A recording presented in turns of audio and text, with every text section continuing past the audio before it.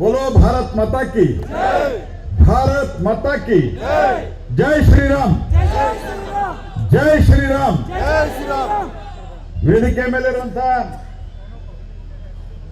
ಮಂಡಲದ ಅಧ್ಯಕ್ಷರಾದಂಥ ಶಿವಾನಂದ ಮ್ಯಾಗೇರಿ ಅವರೇ, ಶಶಿಧರ್ ಎಲಿಗಾರ್ ಅವರೇ, ಶ್ರೀಕಾಂತ್ ದುಂಡಿಗೌಡ್ರೆ, ಶೋಭಾ ನಿಸ್ಸಿಂಗೌಡ್ರೆ, ದೇವಣ್ಣ ಚಾಕ್ಲಬ್ಬಿ ಅವರೇ, DS ಮಾಳಿಗೆ ಅವರೇ, ಶಿವಾನಂದ್ ಸುರ್ಗಿಮಠ ಅವರಿಗೆ, VY ಪಾಟೀಲ್ ಅವರೇ, BS ಗಣಾಚಾರಿ ಅವರೇ, ಬಹಳ ಸುಂದರವಾಗಿ ಮಾತನಾಡಿರುವಂತ ಬಸವನಗೌಡ ಇನಾಮತಿ ಅವರೇ, ರೂಪಾ ಸಿನಿಮಾದಾಗ ಡೈಲಾಗ್ ಹೊಡೆದಂಗೆ ಹೊಡೆದ್ರು ಅವರು, ನಾಟಕದ್ದು ನಾಟಕ ಮಾಡ್ತಿದ್ರು ಈಗ ಡೈಲಾಗ್ ಹೊಡಿತಾರ ಸರ್ ಅವ್ರ ಕಲಾವಿದರ ಈಗ ನಾಟಕ ಸಕಲ ಕಲಾವಿದಲ್ಲ ಮ್ಯಾಗೇರಿ ನಿನ್ನಂಗೆ ಎಲ್ಲರೂ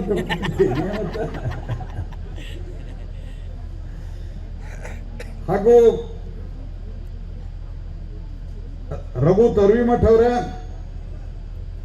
ತಾಲೂಕ್ ಪಂಚಾಯತಿ ಮಾಜಿ ಅಧ್ಯಕ್ಷರಂತ ಲಕ್ಷ್ಮೀ ತೋಟದವರೇ, ರವಿ ಕೂಡುವಕ್ಕಲ್ ಅವರೇ, ನಿಂಗನಗೌಡ ದೊಡ್ಡಮನಿ ಅವರೇ, ಸಾತಣ್ಣ ಗಂಗಣ್ಣವರವರೇ, ಮಲ್ಲೇಶಪ್ಪ ಹರಿಜನ್ ಅವರೇ, ಹಾಗೂ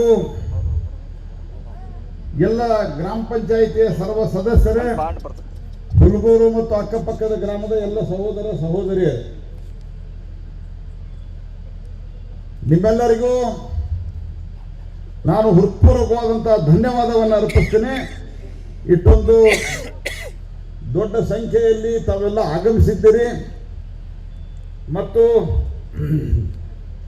ಸಾಮಾನ್ಯವಾಗಿ ಯಾವಾಗ ಬಂದಾಗೂ ಸಹಿತ ನಾನು ಬೊಮ್ಮಾಯಿ ಅವರು ಕೂಡ ಬರ್ತಿದ್ದೆ.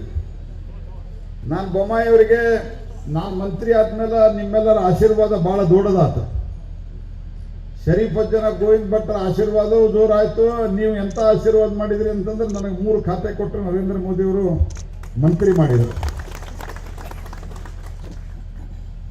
ಮಂತ್ರಿ ಮಾಡಿದಾಗ ನರೇಂದ್ರ ಮೋದಿಯವರು ಒಂದು ಮಾತು ಹೇಳಿದರು, ನನಗೆ ಯಾವ ಹಳ್ಳಿ ಒಳಗೂ ಸಹಿತ ಕರೆಂಟ್ ಶಾರ್ಟೇಜ್ ಆಗಬಾರ್ದು, ಆ ರೀತಿ ಕಲ್ಲಿದ್ದಲು ಉತ್ಪಾದನೆಯನ್ನ ಮಾಡಿ ದೇಶವನ್ನು ಸಮೃದ್ಧ ಮಾಡಬೇಕನ್ನುವಂಥ ಮಾತನ್ನು ಹೇಳಿದರು. ಮೊದಲ ನಿಮ್ಮೆಲ್ಲರಿಗೂ ಗೊತ್ತದ, ಲೈಟ್ ಪುಕ್ಕು ಪುಕ್ಕೋರಿ ಅಂತಿದ್ದು, ಇಲ್ಲ ಅಂದ್ರೆ ಹೋಗೇ ಬಿಡ್ತಿದ್ದು, ಗಾಯಬ ಆಗ್ತಿದ್ದು. ಯಾಕೆ ಹಂಗಾಗ್ತಿತ್ತಂದ್ರೆ ಕಲ್ಲಿದ್ದಲು ಮುಖ್ಯವಾದಂಥದ್ದು ವಿದ್ಯುತ್ ಉತ್ಪಾದನೆ. ಆ ಕಲ್ಲಿದ್ದು ಉತ್ಪಾದನೆ ನಮ್ಮ ದೇಶದೊಳಗೆ ಬಹಳ ಕಮ್ಮಿ ಆಗ್ತಿತ್ತು. ಅದಕ್ಕೆ ಮೋದಿಯವರು ನನಗೆ ಹೇಳಿದರು, ನೀನು ಕನಿಷ್ಠ ವಾರಕ್ಕೆ 6 ದಿವಸ ದಿಲ್ಲಿ ಒಳಗೆ ಇದ್ದು ಎಲ್ಲೆಲ್ಲ ಕಲ್ಲಿದ್ದಲ ಗಣಿಗಳವ ಅಲ್ಲಿ ಭೇಟಿ ಮಾಡಿ ದೇಶದೊಳಗ ಕಲ್ಲಿದ್ದಲು ಉತ್ಪಾದನೆಯನ್ನು ಮಾಡಿ ನಿನ್ನ 5 ವರ್ಷ ಅವಧಿ ಮುಗಿಯುವುದರೊಳಗಾಗಿ ದೇಶದೊಳಗೆ ಕಲ್ಲಿದ್ದಲು ಕೊರತೆ ಇರಬಾರದು, ಅದರ ಮುಖಾಂತರ ಕರೆಂಟಿನ ಕೊರತೆ ಇರಬಾರದು ಅನ್ನುವಂಥ ಮಾತನ್ನ ಹೇಳಿದ್ರು. ಇವತ್ತು ನಾನು ಅಭಿಮಾನದಿಂದ ಹೇಳ್ತೇನೆ, ದೇಶದೊಳಗೆ ಕಲ್ಲಿದ್ದಲ ಕೊರತೆ ಇಲ್ಲ, ದೇಶದಲ್ಲಿ ಕರೆಂಟಿನ ಕೊರತೆನೂ ಇಲ್ಲ. ಎಲ್ಲರ ಕರೆಂಟಿನ ಕೊರತೆ ಮಾಡ್ತಿದ್ರೆ ಇವರು ಫ್ರೀ ಹೊಡೆತದಾಗ ಆಗತ್ತೆ ಹೊರತಾಗಿ ಕರೆಂಟಿನ ಕೊರತೆ ಒಟ್ಟ ಇಲ್ಲ ದೇಶದಾಗೆ. ಆ ಕಾರಣದಿಂದ ನಾನು ವಾರಕ್ಕೊಮ್ಮೆ 15 ದಿವಸಕ್ಕೊಮ್ಮೆ ದಿಲ್ಲಿಯಿಂದ ಬರ್ತಾ ಇದ್ದೆ. ನನಗೆ ಮೋದಿಯವರು ಒಂದು ಮಾತು ಹೇಳಿದರು, ನಿಮ್ಮ ಕ್ಷೇತ್ರದ ಜನಕ್ಕೆ ನನ್ನ ಹೆಸರು ಹೇಳು, ದೇಶ ಮುನ್ನಡೆಸಬೇಕಾಗಿದೆ, ಅದಕ್ಕೆ ನನಗೆ ಮೋದಿಯವರು ಈ ಬಹುದೊಡ್ಡ ಜವಾಬ್ದಾರಿಯನ್ನು ಕೊಟ್ಟಿದ್ದಾರೆ ಅಂತ. ಹೀಗಾಗಿ ಯಾವಾಗ ಬಂದಾಗ ನಾನು ಬೊಮ್ಮಾಯಿ ಸಾಹೇಬರಿಗೆ ಹೇಳ್ತಿದ್ದೆ, ಶಿಗ್ಗಾಂವದಾಗ 1-2 ಕಡೆ ನೀವು ಕೂಡ ಹೋಗ್ಬೇಕಾದ್ರೆ ಅದು ಕಂಪಲ್ಸರಿ ನಾವು ಜೋಡೆತ್ತಿದ್ದಂಗೆ ಇವ್ರು ಹೇಳ್ತಾರಲ್ಲ, ಆ ಕಾರಣಕ್ಕಾಗಿ ಬಂದಿದ್ದೀನಿ. ಆದರೆ ಬಹಳ ಕಮ್ಮಿ ಬಂದಿದ್ದೀನಿ. ಈಗ ಬೊಮ್ಮಾಯಿ ಸಾಹೇಬರು ಆ ಕಡೆ ಹೋಗ್ಯಾರ, ಸ್ವಲ್ಪ ಅವರು 2 ಕಡೆ ಅವರು ಇರೋದ್ರಿಂದ ನಾನು ನಿಮ್ಗೆ ಇಷ್ಟೊಂದು ಭರವಸೆಯನ್ನು ಕೊಡ್ತೀನಿ. ನಾನು ಎಲ್ಲಿಯೂ ಸಹಿತ ಉದ್ರಿ ಭಾಷಣ ಮಾಡಿ ಭರವಸೆ ಕೊಟ್ಟು ಹೋಗಿಲ್ಲ. ನಾ ಏನು ಹೇಳಿನ ಅದನ್ನು ಮಾಡೀನಿ. ನೀವು ಧಾರವಾಡ ಜಿಲ್ಲಾದಾಗ ಚೆಕ್ ಮಾಡ್ರಿ. ಇನ್ನು ಮುಂದೆ ನೇರವಾಗಿ ನಾನು ನಿಮ್ಮ ಸಂಪರ್ಕದಲ್ಲಿ ಇರ್ತೀನಿ. ನೀವು ನನಗೆ ಒಂದು ಫೋನ್ ಮಾಡಿದರೆ ನಾನು ನಿಮ್ಮ ಫೋನು ತಗೋತೀನಿ ಮತ್ತು ವಾಪಸ್ ಫೋನ್ ಮಾಡ್ತೀನಿ. ನಿಮ್ಮ ಕಾಳಜಿ ತಗೊಳ್ಳುವಂಥ ಜವಾಬ್ದಾರಿ ನನ್ನದಿದೆ ಅನ್ನುವಂಥ ಮಾತನ್ನ ನಾನು ಹೇಳ್ತೇನೆ. ಅಕಸ್ಮಾತ್ ನಿಮ್ಮ ಆಶೀರ್ವಾದದಿಂದ ಮತ್ತೊಮ್ಮೆ ದೊಡ್ಡ ಜವಾಬ್ದಾರಿ ಸಿಕ್ಕರೂ ಸಹಿತ ಯಾವ ಕಾಲಕ್ಕೂ ನಾನು ಯಾರ ಸಾಮಾನ್ಯ ಒಬ್ಬ ಮತದಾರರ ಫೋನ್ ಮಾಡಿದ್ರೆ ಅವರಿಗೆ ನಾನು ಲಭ್ಯನಿರ್ತೇನೆ ಅನ್ನುವಂಥ ಮಾತನ್ನ ನಾನು ಇವತ್ತು ಹೇಳ್ತೇನೆ. ಮತ್ತು ನೀವು ಎಲ್ಲ ಕಡೆ ಕೇಳ್ಬೋದು, ಇಲ್ಲಿಯೂ ಸಹಿತ ಅನೇಕರಿಗೆ ಕೇಳ್ಬೋದು, ವೇದಿಕೆ ಮೇಲೆ ಕೂತವ್ರಿಗೆ. ಒಂದು ಫೋನ್ ಮಾಡಿದ ನಾ ಪ್ರಧಾನಮಂತ್ರಿ ಜೋಡಿ ಮೀಟಿಂಗ್ ಇದ್ದಾಗೂ ಸಹಿತ ಮುಗಿದ ತಕ್ಷಣ ಕೆಲವೊಮ್ಮೆ ರಾತ್ರಿ 11ಕ್ಕೆ ಮುಗಿದಿರ್ತದೆ ಮೀಟಿಂಗ್. ಇಲ್ಲಿದ್ದವ್ರಿಗೂ ಕೇಳ್ರಿ, ಇಲ್ಲಿದ್ದವ್ರಿಗೂ ಕೆಲವ್ರಿಗೆ ಅನುಭವ ಆಗಿರ್ಬೇಕು. ನಾನು ಯಾರ ಫೋನು ನಾನು ತಪ್ಪಿಸೋದಿಲ್ಲ. ಅವ್ರ ಅಕಸ್ಮಾತ್ ಸಿಟ್ಟಿಗೆದ್ದು ಬೈದರೂ ಸಹಿತ ಬೈಸ್ಕೊಂಡಾದ್ರೂ ಅವರು ಫೋನ್ ತಗೊಂಡಿನಿ ಅನ್ನುವಂಥ ಮಾತನ್ನ ನಾನು ಹೇಳ್ತೇನೆ. ಮತ್ತು ಇದು ದೊಡ್ಡ ಉಪಕಾರ ಅಂತೂ ಹೇಳ್ತಾ ಇಲ್ಲ. ನೀವು ನನಗೆ ಬಹಳ ದೊಡ್ಡ ಉಪಕಾರ ಮಾಡಿದ್ರಿ. ನಿಮ್ಮ ಉಪಕಾರವನ್ನು ನಾನು ಯಾವತ್ತೂ ಮರೆಯುವುದಿಲ್ಲ ಅನ್ನುವಂಥ ಮಾತನ್ನು ನಾನು ಅತ್ಯಂತ ವಿನಯಪೂರ್ವಕವಾಗಿ ನಿಮ್ಗೆ ಹೇಳಲಿಕ್ಕೆ ಬಯಸ್ತೇನೆ. ಆದರೆ ಒಂದು ಮಾತನ್ನು ಹೇಳ್ತೇನೆ, ನೀವು ಕೊಟ್ಟ ಅಧಿಕಾರವನ್ನು ನಾನು ಎಂದೂ ಸ್ವಂತಕ್ಕೆ ಉಪಯೋಗ ಮಾಡಿಲ್ಲ.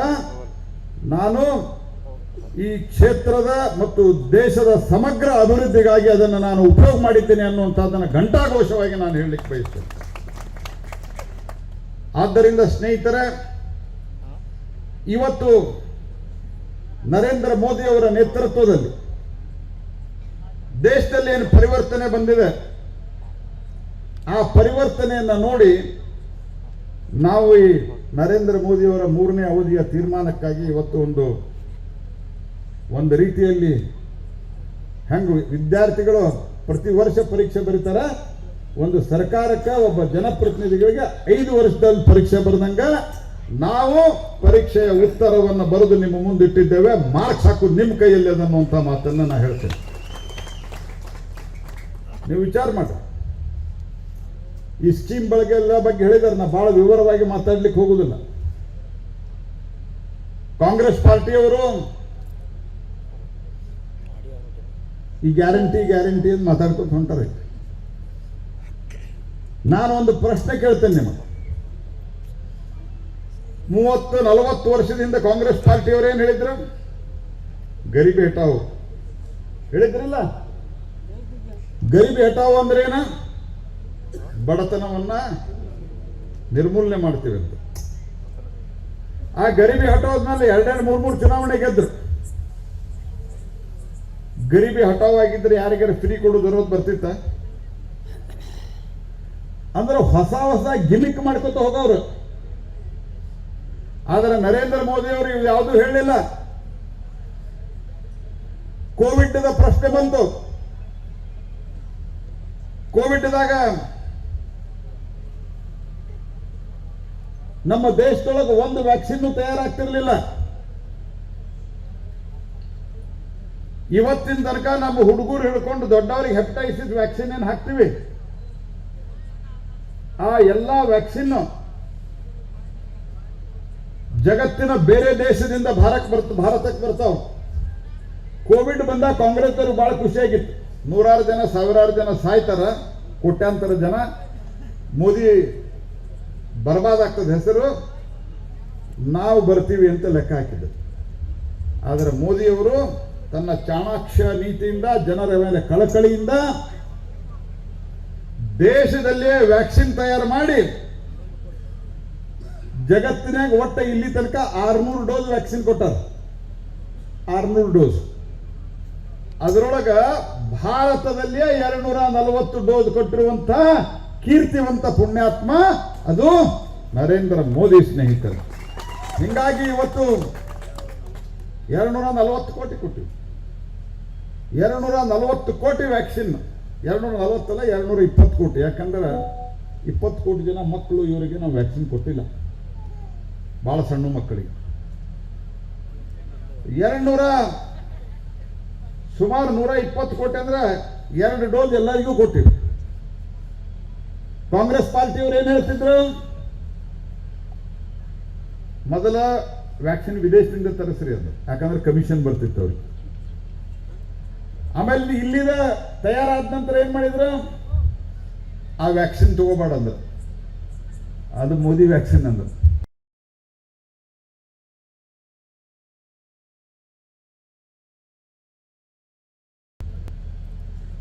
ಅದು ಬಿಜೆಪಿ ವ್ಯಾಕ್ಸಿನ್ ಅಂದ್ರು, ತಾವು ಮಾತ್ರ ಕಳುಲೆ ಹೋಗಿ ತಗೊಂಬಂದ್ರು. ಕಡೆಗೆ ಅದಾದ್ಮೇಲೆ ಜನ ತಗೊಳಕ್ ಚಾಲು ಮಾಡಿದ್ರು. ಯಾಕಂದ್ರೆ ಮೋದಿಯವರು ವ್ಯಾಕ್ಸಿನ್ ತಗೊಂಡ್ಬಿಟ್ರು. ಜನ ಅಂದ್ರೆ ನಮ್ಮ ದೇಶದ ವ್ಯಾಕ್ಸಿನ್ ಬೆಸ್ಟ್ ಇರಬೇಕಿಲ್ಲ, ಮೋದಿ ಹೆಂಗೆ ತಗೋತಾರ ಅಂತ ಹೇಳಿ ಶುರುವಾತ್. ಸುದ್ದಿ ಏನ್ ಅನ್ಸಿದ್ರೆ ಈ ವ್ಯಾಕ್ಸಿನ್ ತಗೊಂಡವ್ರೆ ಮಕ್ಕಳಾಗುದಿಲ್ಲ ಅಂದ್ರಿಲ್ಲ.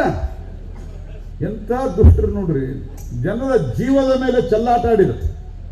ನಾವು ಮುಂದೊಂದು ಘಟನೆ ಆತ. ನಮ್ಮ ಕಾಂಗ್ರೆಸ್ MP ಒಬ್ಬವ ಸಣ್ಣ ಹುಡುಗ MP ಆಗಿದ್ದ. ಅವ ಬಂದು ಮೊನ್ನೆ ಒಂದು 8 ತಿಂಗಳಿಂದ ನನಗೆ ಸ್ವೀಟ್ ಕೊಟ್ಟ. ನಾ ಯಾಕೆ ಸ್ವೀಟು ಅಂತ ಕೇಳಿದೆ. ನನ್ನ ಗಂಡು ಮಗು ಹುಡ್ತೀರಿ ಅಂದ. ಮತ್ತು ವ್ಯಾಕ್ಸಿನ್ ತೊಗೊಂಡಿದ್ದಲ್ಲ ಹೆಂಗೆ ಹುಡ್ತೀವಿ ಅಂತ ನಾನು. ಈ ರೀತಿ ಸುಳ್ಳು ಹೇಳುವಂತಹದ್ದು. ಅದಕ್ಕೆ ನಾನು ನಿಮಗೆ ಕೇಳ್ತೀನಿ, ವ್ಯಾಕ್ಸಿನ್ ಕೊಟ್ಟು ದೇಶವನ್ನು ಸುರಕ್ಷಿತವಾಗಿಟ್ಟು ದೇಶದ ಆರ್ಥಿಕತೆಯನ್ನ ಜಗತ್ತಿನಲ್ಲಿ ಅತ್ಯಂತ ವೇಗವಾಗಿ ಬೆಳೆಯುತ್ತಿರುವಂತೆ ಮಾಡಿರುವಂತಹ ನರೇಂದ್ರ ಮೋದಿ ಅವರಿಗೆ ನಾವು ಇವತ್ತು ಮತ್ತೊಮ್ಮೆ ಕೃತಜ್ಞತೆ ವ್ಯಕ್ತಪಡಿಸಬಾರದು ಅನ್ನುವಂಥ ತೀರ್ಮಾನ ಮಾಡಬೇಕಾಗಿದೆ. ಅದೇ ಕಾಲದೊಳಗ ಲಾಕ್ಡೌನ್ ಆಗಿತ್ತು. ಲಾಕ್ಡೌನ್ ಆದಂತಹ ಸಂದರ್ಭದೊಳಗ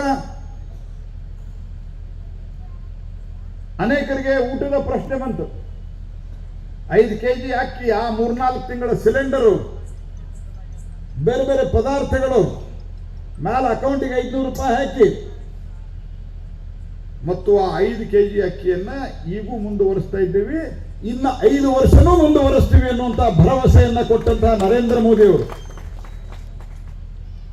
ನಾವು ಅಕ್ಕಿ ಕೊಡ್ತೀವಿ ಅಂತ ಇವರಂಗ ಗ್ಯಾರಂಟಿ 10 kg ಬೇಕಾ ಬೇಡವಾ ನಾವು ಕೇಳಿದ್ವಿ. ಮೋದಿಯವರಿಂದ ಕೇಳಿದ್ದೆ. ಜನಕ್ಕೆ ಅಗತ್ಯ ಬಿತ್ತು. ದೇಶದ ಆರ್ಥಿಕ ಪರಿಸ್ಥಿತಿ ಸುಧಾರಿಸ್ತು. ಜಗತ್ತಿನಲ್ಲಿ 5ನೇ ಅತಿ ದೊಡ್ಡ ಆರ್ಥಿಕ ಶಕ್ತಿಯಾಗಿ ಭಾರತ ಹೊರಹೊಮ್ಮಿತು. ನರೇಂದ್ರ ಮೋದಿ ಅವರು ಬಡವರಿಗೆ ಎಲ್ಲರಿಗೂ ಅಕ್ಕಿ ಕೊಡೋಣ, 5 kg ಕೊಡು. ಇವರ ಅಕ್ಕಿ ಮೇಲೆ ಫೋಟೋ ತಂದು ಹಾಕ್ತಾರೆ. ಈ ಗ್ಯಾರಂಟಿ ಹೇಳ್ತಾರಲ್ಲ ಇವರು, ಕರ್ನಾಟಕದ ಗ್ಯಾರಂಟಿ ನಿಮಗೆ ಇವತ್ತು ಬರೆದು ಕೊಟ್ಟು ಹೋಗ್ತೀನಿ ನಾನು ನಿಮ್ಗೆ. ಇಲೆಕ್ಷನ್ ಅಂದ್ರೆ ಅಷ್ಟು ಬಂದಾಗ್ತಾವ ನೆನಪಿಟ್ಕೋರಿ ನೀವು. ಈ ದೇಶದೊಳಗೆ ಮಹಾ ಸುಳ್ಳು ಹೇಳುವ ಪಾರ್ಟಿ ಅಂದ್ರೆ ಕಾಂಗ್ರೆಸ್ ಪಾರ್ಟಿ ಇದೆ, ನೆನಪಿಟ್ಕೋರಿ ನೀವು. ಈ ಸ್ವಸಹಾಯ ಗುಂಪುಗಳ ಸಾಲ ಮನ್ನಾ ಮಾಡ್ತೀವಿ ಅಂತ ಹೇಳಿದ್ರು 23 ಎಲೆಕ್ಷನ್ದಾಗ. ಹೇಳಿದ್ರಿಲ್ಲ ಸಾಧಣ್ಣ ಅವ್ರ? ದೇವಣ್ಣ ನೆನಪಾಯ್ತಿಲ್ಲ? ಮಾಡ್ಯಾರ ಸಾಲ ಮನ್ನಾ? ಕರೆಂಟ್ ಯಾರಿಗಾರ 200 ಯೂನಿಟ್ ಬಂದೈತಿ? ಕಟ್ ಮಾಡ್ಕೊಳ್ಳೋದಲ್ಲ. ಟ್ರಾನ್ಸ್ಫಾರ್ಮರ್ ರೈತರು ಹಾಕ್ಬೇಕಂದ್ರೆ 2 ಲಕ್ಷ ರೂಪಾಯಿ ತುಂಬಬೇಕಂತ ಮಾಡ್ಯಾರ ಅಯೋಗ್ಯರ.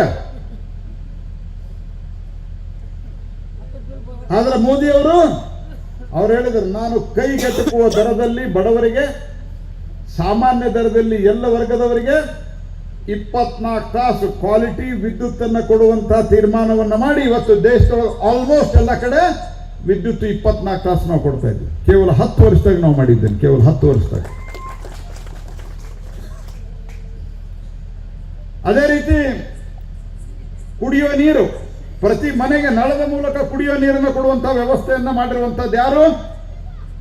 ಹರ್ ಘರ್ ನಲ್ ಜಲ್ ಜಯಮನ್ ಬೋರ್ಡ್ ಹಾಕ್ಯಾರಿಲ್ಲ, ನಿಮ್ಮಲ್ಲಿ ಬಂದೈತಿಲ್ಲ? ಪೈಪ್ಲೈನ್ ಅದು ಹಾಕ್ಯಾರಿಲ್ಲ? ಇವರ ಪೈಪ್ಲೈನ್ ಹಾಕಕ್ಕೂ ಲೇಟ್ ಮಾಡಕತ್ತಾರೆ ಇವರು.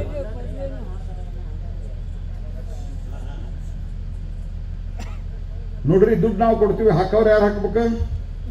ರಾಜ್ಯ ಸರ್ಕಾರದವ್ರು ಹಾಕ್ಬೇಕು. ಎಲ್ಲ ಕಡೆ ಹಿಂಗ ಮಾಡ್ಯಾರ. ಮೊನ್ನೆ ನಾವು ಧಾರವಾಡದಾಗ ಹೇಳಿದ್, ನಾ ಕೇಂದ್ರ ಮಂತ್ರಿಯಾಗಿ ಬಂದು ನಿಮ್ಮ ಆಫೀಸ್ ಮುಂದೆ ಧರಣಿ ಕೊಡ್ತೀನಿ ಅಂತ CEO ಅವ್ರಿಗೆ ಹೇಳಿದೆ. ಯಾಕಂದ್ರೆ ಸ್ಥಳೀಯವಾದಂತಹ MLAಗಳು ಈಗೇನು ಕಾಂಗ್ರೆಸ್ನವ್ರು ಬಂದಾರ, ಕಮಿಷನ್ ಕೊಡೋ ತನಕ ನಾವು ನಿಮ್ಗೆ ಪೈಪ್ ಹಾಕಕ್ಕೆ ಬಿಡುದಿಲ್ಲ ಅಂತ ನಿಂತಾರೆ. ಮತ್ತು ಇಲ್ಲಿ ಇನ್ನೊಂದು ಮಾಡಿವಿ ನಾವು, ಪೈಪ್ಲೈನ್ ಹಾಕಿದ ನಂತರ ಕೆಲವು ಊರುಗಳಿಗೆ ನೀರಿನ ಮೂಲ ಇಲ್ಲ. ಇದನ್ನ ನರೇಂದ್ರ ಮೋದಿ ಅವರಿಗೆ ಹೇಳಿ ನಾನು ಬೊಮ್ಮಾಯಿ ಅವರು 410 ಕೋಟಿ ರೂಪಾಯಿ ಒಳಗ ಬಹುಗ್ರಾಮ ಕುಡಿಯುವ ನೀರಿನ ಯೋಜನೆ, ಅದರಲ್ಲಿ ಸವಣೂರದ 92, ಶಿಗ್ಗಾಂವದ 92 ಮತ್ತು ಸವಣೂರಿನ 47 ಹಳ್ಳಿಗಳನ್ನು ಸೇರಿಸಿ ಇವತ್ತು ಎಲ್ಲರಿಗೂ ನದಿ ಮೂಲದ ಕುಡಿಯುವ ನೀರನ್ನು ಕೊಡುವಂತಹ ವ್ಯವಸ್ಥೆಯನ್ನು ಮಾಡಲಿಕ್ಕೆ 410 ಕೋಟಿ ರೂಪಾಯಿಯನ್ನು ನಾವು ಕೊಟ್ಟಿದ್ದೇವೆ ಸ್ನೇಹಿತರೆ. ಬಹಳ ಜನ ಕೇಳ್ತಾರೆ, ಏನ್ ಮಾಡಿರಿ? ಪ್ರಧಾನಮಂತ್ರಿ ಗ್ರಾಮ ಸಡಕ್ ಯೋಜನೆಯೊಳಗ ನಾವು ಇಲ್ಲಿ ಸುಮಾರು 37-38 ಕಿಲೋಮೀಟರ್ ರಸ್ತೆ ಮಾಡಿದ್ದೇವೆ. ಅಮೃತ ಯೋಜನೆಯಲ್ಲಿ ಶಿಗ್ಗಾಂ ನಗರಕ್ಕೆ ಕುಡಿಯುವ ನೀರಿನ ಯೋಜನೆ 65 ಕೋಟಿ ರೂಪಾಯಿ ಭಾರತ ಸರ್ಕಾರದಿಂದ ಕೊಡಿಸಿದ ನಾನು. ಸವಣೂರು ಪಟ್ಟಣಕ್ಕೆ 47 ಕೋಟಿ ರೂಪಾಯಿ, ಬಂಕಾಪುರ ಪಟ್ಟಣಕ್ಕೆ 44 ಕೋಟಿ ರೂಪಾಯಿ.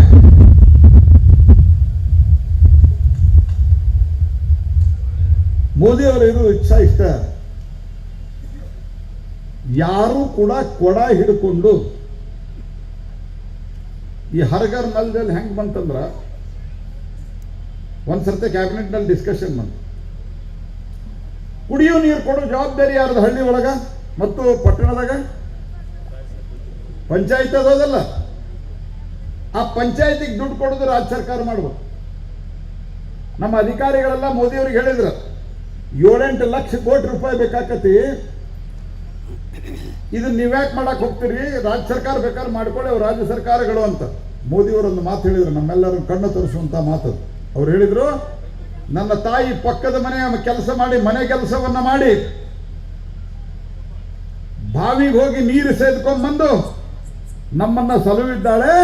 ನನ್ನ ತಾಯಿಗೆ ಆದಂತ ಕಷ್ಟ ಈ ದೇಶದ ಯಾವ ತಾಯಂದಿರಿಗೂ ಆಗಬಾರ್ದು. ಪ್ರತಿ ಮನೆಗೆ ಅದು 8 ಕೋಟಿ 10 ಕೋಟಿ ಆಗಲಿ, ನೀವು ಪ್ರತಿ ಮನೆಗೆ ಪೈಪ್ ಲೈನ್ ಮೂಲಕ ನೀರು ಕೊಡುವ ವ್ಯವಸ್ಥೆ ಮಾಡ್ರಿ.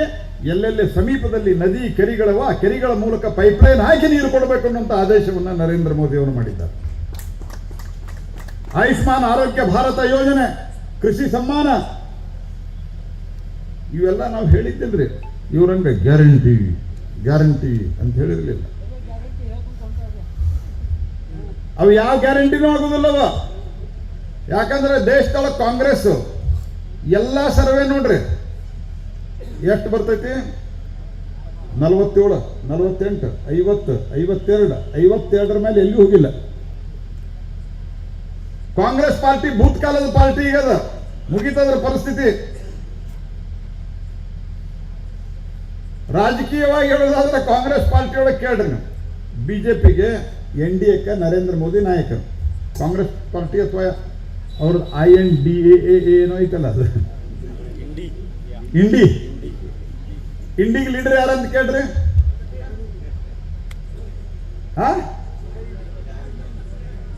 ಇಂಡಿಗೆ ಯಾರಿದೆ? ಗಂಟಿ. ಶೇಂಗಾದ ಹಿಂಡಿನೇ ಅದ, ಶೇಂಗಾದ ಹಿಂಡಿನೇ ಅಲ್ಲ, ಅದಕ್ಕಾರ ಒಂದ್ ಸ್ವಲ್ಪ ಕಿಮ್ಮತ್ ಐತಿ. ಆ ಇಂಡಿಯಾ ಅಲೈನ್ಸ್ ತೊಳಗ ಮಮತಾ ಬ್ಯಾನರ್ಜಿ ಅಂತಾರ, ನಾನಾ ಆಗಬೇಕಂತಾರ. ಕಡಿಗೆ ಜಗಳ ಬೇಡ ಅಂತ ಹೇಳಿ ಮಮತಾ ಬ್ಯಾನರ್ಜಿ ಒಂದ್ ದಿವಸ ಏನಂದ್ರೆ ಖರ್ಗೆ ಮಾಡಿಬಿಡ್ನಂದ್ರು, ನಮ್ ಸಿದ್ದರಾಮಯ್ಯ ಓಡೇ ಬೇಡ ರಾಹುಲ್ ಗಾಂಧಿ ಮಾಡೋಣ ಅಂತದ. ಮಾಳಿಗೆಯವರ ಮಂದಿಗೆ ಹೇಳ್ಬೇಕಂದ್ರೆ ನೀವು ಅಡ್ಡಾಡಿ ಅಂದ್ರಿಲ್ಲ, ಖರ್ಗೇನ್ ಮಾಡೋಣ ಅಂದ್ರೆ ಬೇಡ ಅಂತ. ಈ ನಮ್ಮ ರಾಹುಲ್ ಗಾಂಧಿ ಹೋಗಿ ಆ ಇಂಡಿಯಾ ಅಲೈನ್ಸ್ ಭಾಗವಾಗಿ ಕೇರಳದಾಗ ಇಲೆಕ್ಷನ್ ನಿಂತ್ರ ಕಮ್ಯುನಿಸ್ಟ್ ಪಾರ್ಟಿಯವರು ಏನ್ ಮಾಡಿದ್ರು, ರಾಹುಲ್ ಗಾಂಧಿ ಅವರದ್ದು ಕ್ಯಾಂಡಿಡೇಟ್ ಹಾಕಿದ್ರು. ನಾ ಕೇಳಿದೆ, ಒಬ್ಬರು ಕಮ್ಯುನಿಸ್ಟ್ ಪಾರ್ಟಿ ಲೀಡರ್ಗ, ಏನ್ರಿ ನಿಮ್ ಕತಿ ಇದು, ಡೆಲ್ಲಿ ಒಳಗೆ ಬಂದು ಕೈ ಹಿಡ್ಕೊಂಡು ಕುಣಿದಾಡ್ತೀರಿ, ಅಲ್ಲಿ ವಾಯನಾಡದಾಗ ಪಾಪ ಬಂದು ನಿಂತ್ರೆ ಯಾಕೆ ಹಾಕಿರೋ ಅವ್ರ ವಿರುದ್ಧ ಅಂತ. ಇಲ್ಲಾಕೆ ಬರ್ಬೇಕ್ರಿ, ಹೋಗ್ಲಿ ಅವ್ರಿಗೆ ಉತ್ತರ ಪ್ರದೇಶಕ್ಕಂತ. ಉತ್ತರ ಪ್ರದೇಶ ಹೋದ್ರೆ ಹೋಸಂತೆ ವಾಯನಾಡಿಗೆ ನಿಂತಿರಿ, ಇಲ್ಲಿ ನಿಮ್ಮನ್ನು ಒಗದಿವಿ ಬರಬೇಡ್ದು ಅಂತಾರ.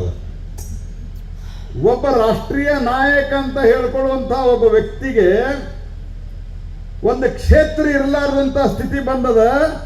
ಕಾಂಗ್ರೆಸ್ ಪಾರ್ಟಿ ಉತ್ತರ ಪ್ರದೇಶದೊಳಗ ಒಂದು ಕಾಲದೊಳಗ ಉತ್ತರ ಪ್ರದೇಶ ಸರ್ಕಾರ ಅವ್ರದ, ಪಂಚಾಯತ್ ಅವ್ರದ, ಜಿಲ್ಲಾ ಪಂಚಾಯತ್ ಅವ್ರದ, ನಗರ ಪಾಲಿಕಾ ಅವ್ರದ, ದಿಲ್ಲಿ ಆಡಳಿತ ಅವರ, ದಿಲ್ಲಿ ಒಳಗೆ ಉತ್ತರ ಪ್ರದೇಶದ ಕಾಂಗ್ರೆಸ್ ಪಾರ್ಟಿಯವರೇ ಪ್ರಧಾನಮಂತ್ರಿ ಆಗ್ತಿದ್ರು.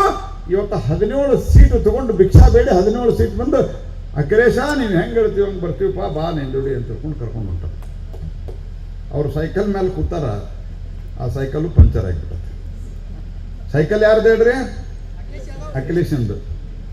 ಹಿಂದೋಗಿ ರಾಹುಲ್ ಗಾಂಧಿ ಕೂತಾರ, ಸೈಕಲ್ ಪಂಚರ್ ಆಗೈತಿ, ಹೋಗಿ ಬಾಜು ಕ್ಯಾಗ್ ಬಿದ್ದ, ಇದ್ರ ಗಟರ್ದಾಗ ಬಿದ್ದ. ಈ ಪರಿಸ್ಥಿತಿ ಅದು.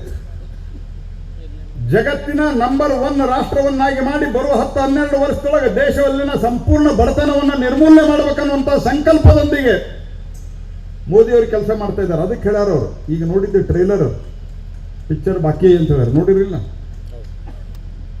ಈಗ ಸುಮಾರು 25 ಕೋಟಿ ಜನ ಬಡತನದ ರೇಖೆಗಿಂತ ಹೊರಗೆ ಬಂದಿದ್ದಾರೆ ಅಂತ ಸರ್ವೆಗಳು ತಿಳಿಸ್ತಾ ಇದ್ದಾವೆ.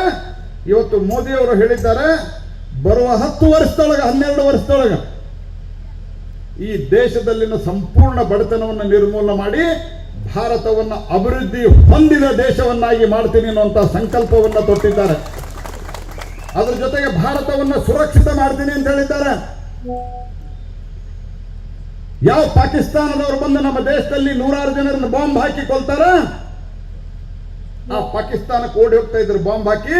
ಇವತ್ತು ಪಾಕಿಸ್ತಾನದ ಒಳಗೆ ಹೊಕ್ಕು ಹೊಡೆಯುವಂತ ಕೆಲಸ ಮಾಡ್ತಾ ಇದ್ರೆ ಅದು ನರೇಂದ್ರ ಮೋದಿ ಸರ್ಕಾರ, ಸ್ನೇಹಿತರೆ.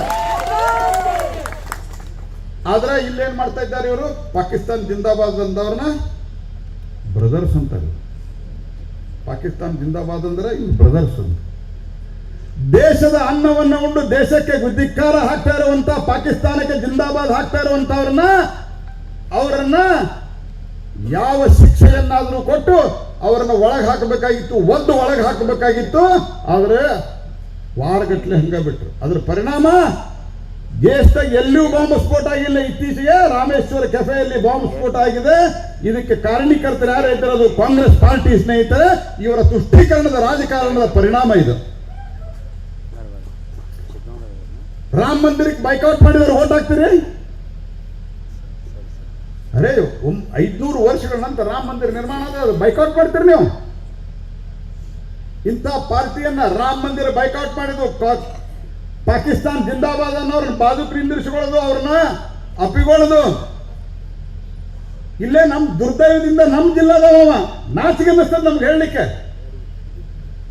ಬ್ಯಾಡಿಗೆ ಅವ.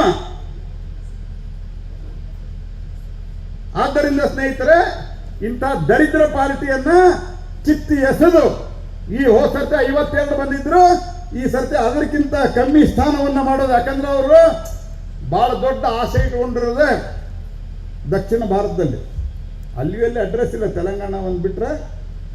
ಆದ್ದರಿಂದ ಅವರನ್ನು ಸಂಪೂರ್ಣವಾಗಿ ಮನೆಗೆ ಕಳಿಸುವಂತ, ಯಾರು ಪಾಕಿಸ್ತಾನ ಜಿಂದಾಬಾದ್ ಅಂದವ್ರನ್ನ ಪಕ್ಕಕ್ಕೆ ನಿಲ್ಲಿಸ್ಕೋತಾರ, ರಾಮ ಮಂದಿರವನ್ನ ಬೈಕೌಟ್ ಮಾಡ್ತಾರ, ಯಾರು 65 ವರ್ಷ ಆಡಳಿತ ನಡೆಸಿದ್ರು ನೀರು ಕೊಟ್ಟಿಲ್ಲ, ತಾವು ಹೇಳಿದಂತ ಯಾವುದೇ, ಈಗ ಮತ್ತೆ ಹೊಸ ಶುರು ಮಾಡ್ರಿ, 1 ಲಕ್ಷ ರೂಪಾಯಿ ಕೊಡ್ತೀವಿ, ಅದು ಕೊಡ್ತೀವಿ, ಇದು ಕೊಡ್ತೀವಿ ಅಂತ. ಹೊಸತೆ ನೀವು ಹೇಳಿದ್ರಿ, ಎಲ್ಲೂ ಕೊಡ್ಲಿಲ್ಲ. ಅದಕ್ಕಿಂತ ಸುಳ್ಳುಗಾರರನ್ನ ಮನೆಗೆ ಕಳಿಸುವಂತ ಸಂಕಲ್ಪವನ್ನ ಮಾಡ್ರಿ. ನಾನು ಗುಡಿಗೇರಿಯೊಳಗೆ ಇನ್ನೊಂದು ಕಾರ್ಯಕ್ರಮದ ಮತ್ತೆ ದೇವಸ್ಥಾನಕ್ಕೆ ಹೋಗೋದದ, ಬಹಳಷ್ಟು ಸಂಗತಿ ಇನ್ನೂ ಮಾತಾಡ್ಲಿಕ್ಕೆ ಇದ್ರೂ ಸಹಿತ ನಾನು ಮತ್ತೊಮ್ಮೆ ಹೇಳ್ತೀನಿ, ನಾನು ನೇರವಾಗಿ ನಿಮ್ಮ ಜೊತೆಗೆ ಸಂಪರ್ಕದಲ್ಲಿ ಇರ್ತೀನಿ. ಯಾರಿಗಾದ್ರೂ ನೋವಾಗಿದ್ರೂ ಸಹಿತ ನಾನು ದೂರ ಇದ್ದಿದ್ದಕ್ಕೆ, ಯಾಕಂದ್ರೆ ನೀವೇ ದೊಡ್ಡ ಜವಾಬ್ದಾರಿ ಕೊಟ್ಟಿದ್ರಿ. ನಾನು ನಿಮ್ಮ ಕ್ಷಮೆ ಕೇಳ್ತೀನಿ ಮತ್ತು ನಿಮ್ಮ ಜೊತೆಗೆ ಖಂಡಿತವಾಗಿ ನಾನು ಸದಾಕಾಲಕ್ಕೂ ಇರ್ತೀನಿ ಅನ್ನುವಂತಹ ಮಾತನ್ನ ಹೇಳ್ತಾ ತಮ್ಮೆಲ್ಲರಿಗೂ ವಂದಿಸಿ ನನ್ನ ಮಾತನ್ನು ಮುಗಿಸ್ತೀನಿ. ನಮಸ್ಕಾರ.